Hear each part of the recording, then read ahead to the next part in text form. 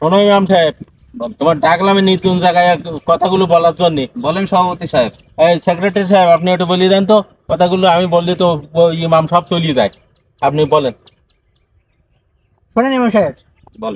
আজকে আপনার জয়েনিং, আপনি আজকে জুমা নামাজ পড়াবেন ফার্স্ট টাইম।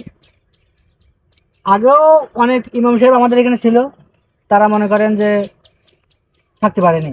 আপনি যাতে আমাদের এই এলাকায় আমাদের মসজিদে থাকতে পারেন ভালোভাবে সুন্দরভাবে, তাই আপনার কিছু কথা বলবো, কিছু ওয়ার্নিংও বলতে পারেন। আপনি নামাজ পড়াবেন, সুদের ওয়াজ, ঘুষের ওয়াজ, জিনারা বিচারের ওয়াজ, অন্যায় অত্যাচার, বিশেষ করে আপনার রাজনৈতিক কোনো আলাপ করলে ওয়াজ করলে হবে না, বুঝতে পেরেছেন? আর যতটা মনে করেন আমাদের অঞ্চলে একটু সমস্যা আছে, এটা ওই কানাঘুষো হয়, হুজুর এই করেছে, হুজুর ওই করেছে। এখন যে আপনি ওই সুদ ঘুষির কথা বলবেন, সেই ওই বলবেন টাকা দেবো না, ও বলবে বেতন দেবো না, ও মসজিদে যাবো না, নানান নানান তার। এখন যেভাবে আপনি মসজিদে থাকতে পারেন সেইভাবে আপনাকে বললাম, আমার কথা মতো যদি আপনি চলতে পারেন তাহলে আপনি আমাদের মসজিদে থাকতে পারবেন। আর যদি উল্টো পাল্টা হয় তাহলে কিন্তু আপনি মসজিদে কিন্তু আমার ইমামতি করা হবে না। এর আগে বহু ইমাম সাহেব আমাদের মসজিদে ইমামতি করেছে, কেউ কিন্তু ফরেন হতে পারে। বুঝতে পেরেছেন আমি কি বললাম? সভাপতি সেক্রেটারি সাহেব, কান খুলে শুনে রাখুন, আজকে আপনাদের একটা কথা আমি বলে যাই। যে মসজিদে সুদ ঘুষের আলোচনা করা যাবে না, যে মসজিদে যে নারীরা পর্দা করে না সে আলোচনা করা যাবে না। আরেকটা কথা বললেন রাজনৈতিক, রাজনৈতিক কথা তো আমরা কোরআন থেকে বলি, সে আলোচনা করা যাবে না।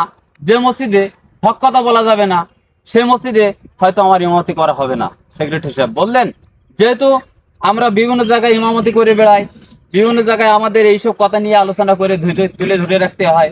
এখন সেই হিসাবে আপনারা যেহেতু বলতেছেন আমি ওপর আল্লাহকে ভয় পাই, আপনারা সাধারণ মুসল্লি, আপনাদের কথা অনুযায়ী যে আমার মসজিদে যে ইমামতি এইসবগুলো বলতে হবে এমন তো কোনো কথা না। তা যা হোক, আজকে আমার চাকরির প্রথম দিন, আর আজকে আমি আপনাদের কাছ থেকে আমি রিজাইনিং নিচ্ছি। আপনারা সবাই ভালো থাকেন। আসসালামু আলাইকুম ওয়া রাহমাতুল্লাহি ওয়া বারাকাতুহু। সভাপতি সাহেব, আপনি ঘুষ খান, আমি সুদ খাই, এর রাজনীতি করে। এখন আমাদের মসজিদে হুজুর পরিবর্তন হয়, এখন পরিবর্তন হতে হবে আমাদের। কত ইমাম সাহেব পরিবর্তন হয়ে গেছে, আমরা কি পরিবর্তন হয়েছি? আমরা পরিবর্তন হয়নি। আমি এখন এই এই এই জিনিসটা ভাবলাম যে আমাদের পরিবর্তন হতে হবে, তা না হলে মুসল্লিরা পরিবর্তন হবে না, আমরাও পরিবর্তন হবো না। এখন আমাদের বাচ্চা কাচ্চাও ভালো করে কোরআন শিখতে পারে না, এই আয়জা হুজুর আছে চলে যায়, এই হুজুর আসে নানান হয়। এখন যা হোক, আল্লাহর কাছে আমরা তওবা করি, আমরা সবাই ভালোই যাবো। এই ইমাম সাহেবের পিছনে আমরা লাগবো না, আমরা ভালোই যাবো, আমরা পরিবর্তন হবো। ইমাম সাহেব পরিবর্তন করবো না, আমরা তওবা করি। হাতে হাতে আজকে তওবা করো যে আমরা এরম ভুল আর করবো না, যা করেছি এই পর্যন্ত শেষ। আল্লাহর কাছে আল্লাহ আমাদের জন্য যে কদিন বাঁচায় রাখে, হুজুরের পরামর্শের জন্য আমরা চলতে পারি। আলহামদুলিল্লাহ। তাহলে হুজুরে ডাকেন। হ্যাঁ, হুজুরে ডাকেন। ও ইমাম সাহেব, ইমাম সাহেব।